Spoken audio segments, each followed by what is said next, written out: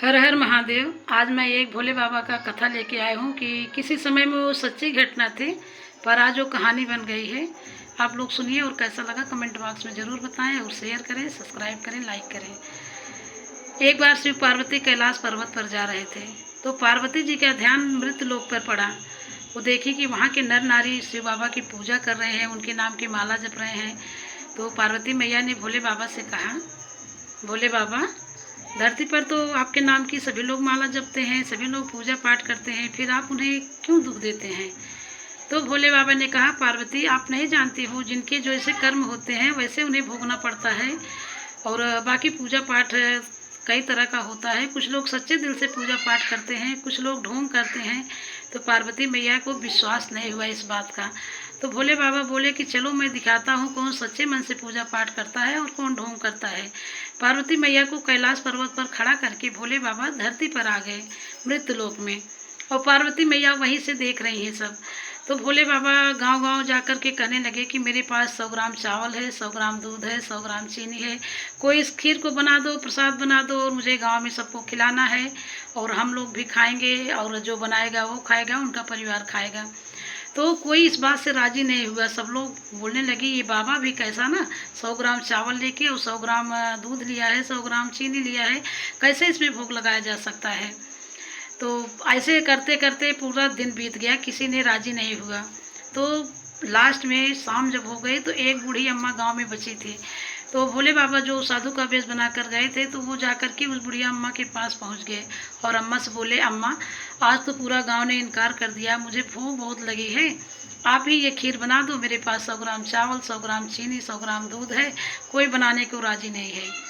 तो एक बार तो अम्मा भी सुन करके ये बात को थोड़ा सा सोचने समझने लगी, लेकिन बाद में अम्मा ने कहा कि मैं बना देती हूँ, जितना इनका है उतने में मैं बना देती हूँ। तो अम्मा बोली, ठीक है, मैं आपके लिए बना देती हूँ, आप लाइए। तो साधु बाबा ने सब कुछ उन्हें दे दिया और बोले कि अम्मा, आप बड़े से बर्तन को चढ़ाना और भर करके उसमें दूध पानी सब डाल देना। तो अम्मा ने जैसे ही महाराज ने कहा था बाबा ने, वैसे अम्मा ने कर दिया था। इसके बाद बन गया। तो अम्मा बोली, महाराज जी, अब तो बन गया है आपकी खीर और आप आइए भोजन करिए, आप खुद भोग लगाइए।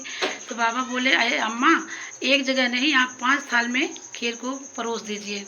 तो अम्मा बोली, बाबा, आप तो अकेले हो और ये 5 थाल भोजन कौन करेगा? बोले, आप लगा दीजिए माता जी, पहले आप लगाइए। तो फिर अम्मा जब 5 जगह भोजन लगाती हैं, आसन लगाती हैं, तो देखती है 5 साधु बाबा, एक तो थे पहले से, 4 और आ गए थे, ब्रह्मा विष्णु महेश सभी देवता आकर के 5 रूप में बैठ गए, वहाँ पर खाने लगे।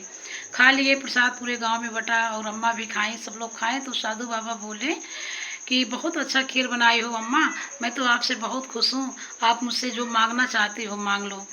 तो बूढ़ी अम्मा कहती हैं कि मैं क्या मांगूं, आपको जो देना हो दे दीजिए। तो बोले, नहीं, आज आपको मांगना पड़ेगा। तो अम्मा सोचती, मैं ऐसा क्या मांगूं, और अब तो मेरा बुढ़ापा आ गया है, कुछ मांगूं क्या करूं, क्या धन दौलत लेकर क्या करूंगी?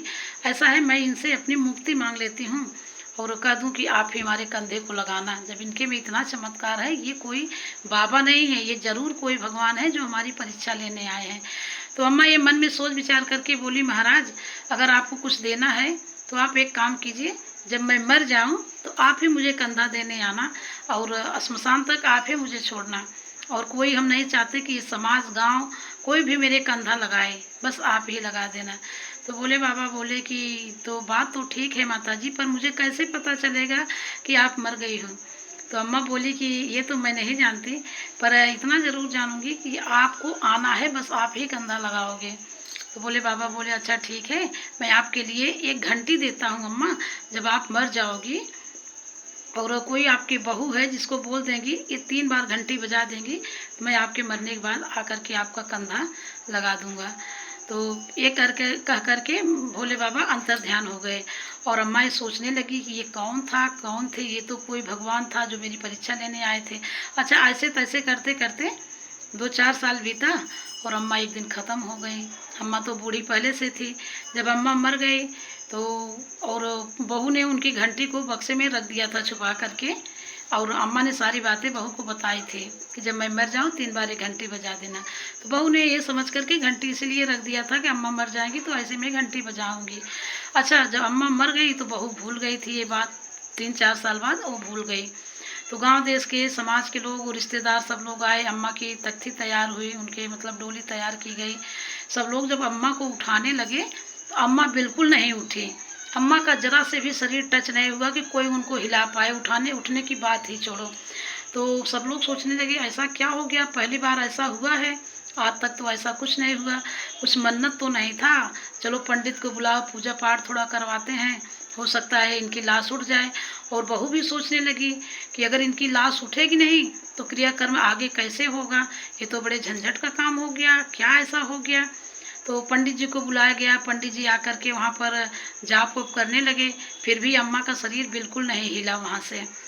तो फिर अचानक से बुढ़िया को, बहू को अचानक से याद आ गया कि अरे अम्मा तो हमें एक घंटी देकर गई थी और बोली थी कि ये 3 बार घंटी बजा देना, हमको लेने बाबा आएंगे, ये हमको श्मशान तक यही छोड़ेंगे। तो यही सोच जब उसको याद आया बहू को, बहू दौड़ करके बक्से में से घंटी निकालती है और 3 बार आकर के घंटी बजाती है। इतने में जैसे ही घंटी बजती है, 5 महाराज जो साधु बाबा के रूप में भोजन किए थे वो 5 लोग आ गए धरती पर और वो कंधा लगाने लगे और कंधा लगा कर के सीधा आसमान में लेकर के अम्मा को उड़ गए। तो गांव के लोग, समाज के लोग जितने थे, रिश्तेदार, सब लोग देखते रह गए कि अरे ये क्या हुआ, अम्मा को हम लोग हिला तक नहीं पाए और 5 साधु बाबा आए, अम्मा को सीधा स्वर्गलोक लेके चले गए। तो फिर बहू ने बताने लगी कि जो मेरे घर पर साधु बाबा 100 ग्राम चावल, दूध और शक्कर का खीर बनवाए थे, गांव में कोई नहीं बनाया था, मेरी सास अम्मा ने बनाई थी, वही बाबा ने ये आशीर्वाद दिया था अम्मा को कि क्या लोगी, मैं बहुत खुश हूँ। तो अम्मा ने मांगा था यही वरदान कि हमारे कंधे को कोई न लगाए, सिर्फ बाबा आप ही लगाना, आप श्मशान तक मुझे पहुँचा देना।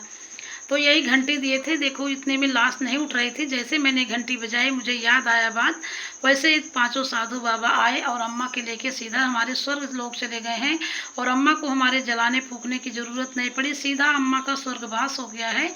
तो ये भोले बाबा में कितनी शक्ति है, कितना चमत्कार है। जो सच्चे मन से भोलेनाथ की पूजा करता है उनकी मनोकामना को बाबा ज़रूर पूरा करते हैं।